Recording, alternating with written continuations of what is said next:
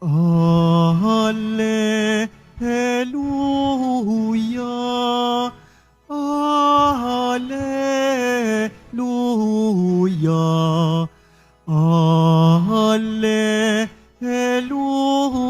Alleluia, Alleluia. Araw ngayong gawa ng Diyos, magdiwang tayo ng lubos, purihin ang manunubos. Alleluia, Alleluia, Alleluia,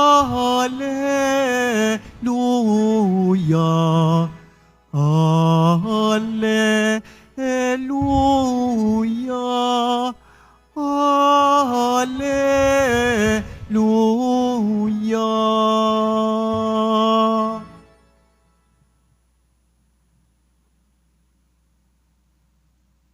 Sumainyo ang Panginoon, at sumaiyo rin. ang mabuting balita ng Panginoon ayon kay San Juan. Papuri sa iyo, Panginoon.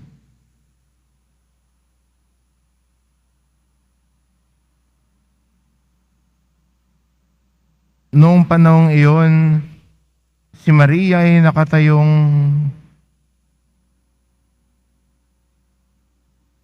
nakatayong umiiyak sa labas ng libingan. Yumuko siya at tumingin sa loob. May nakita sa dalawang anghel na nakaupo sa may pinaglagyan ng bangkay ni Jesus. At isa sa gawing ulunan at ang isa na sa may paanan.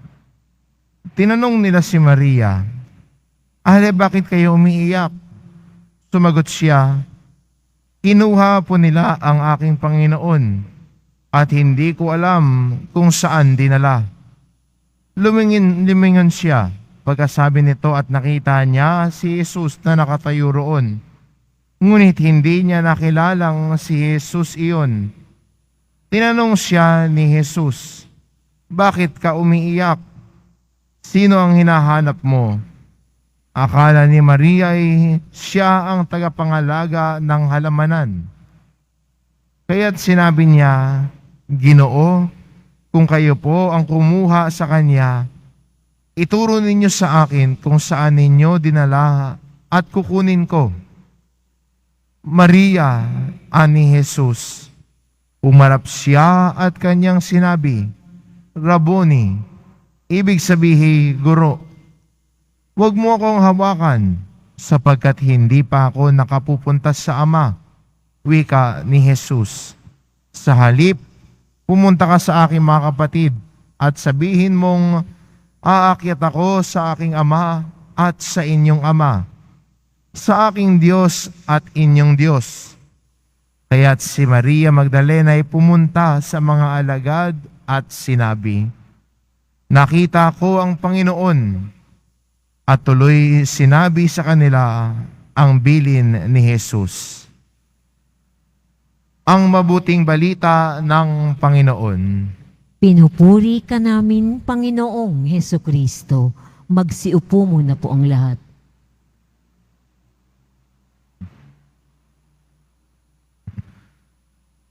Sa ating ebanghelyo ay narinig natin ang isa sa mga talata ng unang mga saksi ng muling pagkabuhay ni Jesus. Si Maria Magdalena, nung siya ay pumunta sa libingan, natagpuan niya na walang laman ng libingan. Nasaan si Jesus? Yan ang tanong niya. Nasaan na si Jesus? Kaya tanong siya ng tanong, nasaan ang kanyang katawan? Nasaan siya? Kahit si Jesus na nasa likod niya, dahil sa tindi ng kanyang pagdadalamhati, at minsan gano'n naman, di ba? Hindi mo na napapansin ang paligid mo pag problemado ka na. Nakatingin ka na lagi sa problema mo, hindi mo na napapansin ano yun sa paligid mo.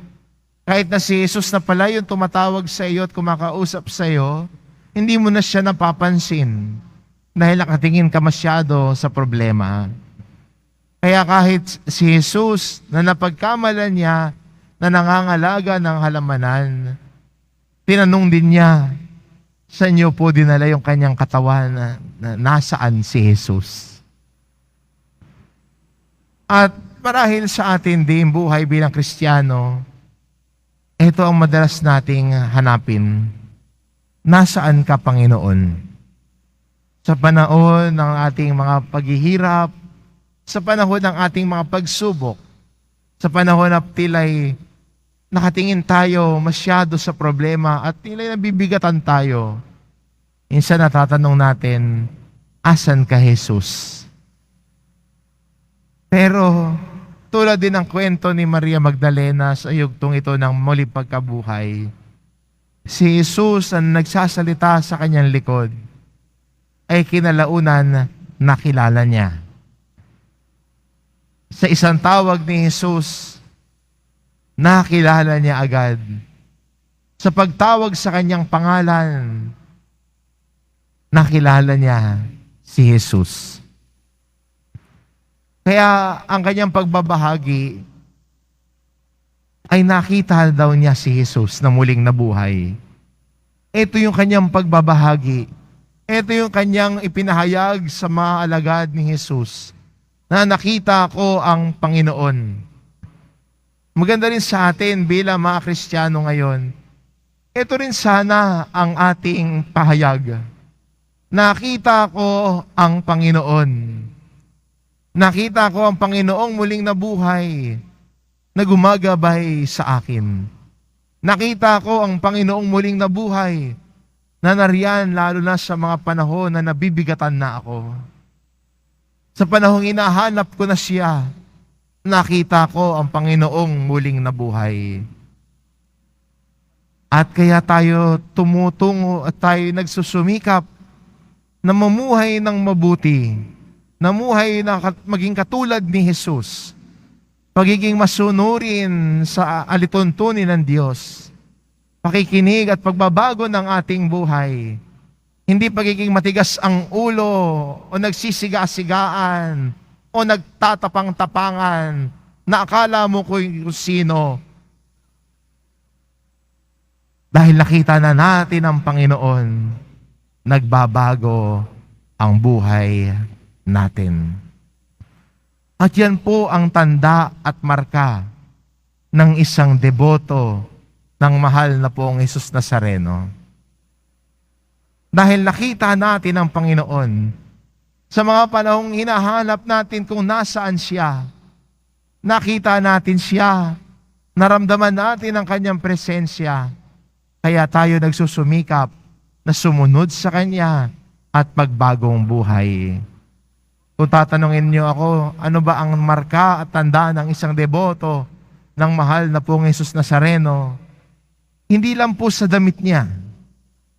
Hindi po nakikita mo lamang siya kapag may prosesyon.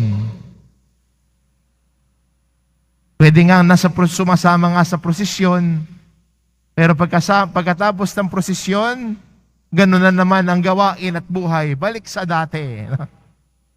Ang tanda ng isang deboto na mahal na pong Jesus Nazareno ay ang taong nagsusumikap na sundin si Jesus.